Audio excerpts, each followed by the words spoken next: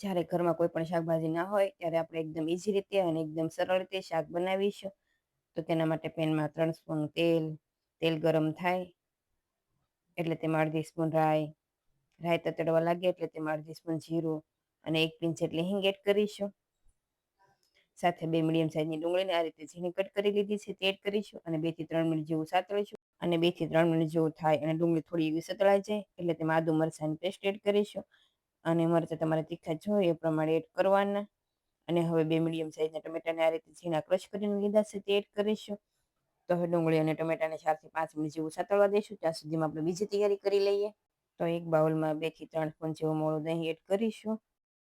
અને તેમાં લાલ મરચું પાવડર, ધાણા જીરું પાવડર, સાથે અડધી સ્પૂન હળદર પાવડર અને અડધી સ્પૂન જેટલી ખાંડ એડ કરીશું.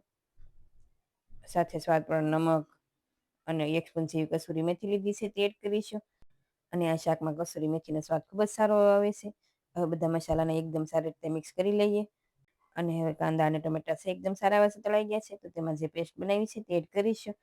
અને આ રીતે સતત ચલાવતા જશું એટલે દહીં છે બિલકુલ ફાટશે પણ નહીં. અને કાંદા ટમેટામાં એકદમ સારી રીતે મિક્સ થઈ જશે. સાથે અડધી સ્પૂન જેટલું કાશ્મીરી મરચું એડ કર્યું છે, પણ જો તમારે સ્કીપ કરવું હોય તો પણ કરી શકાય.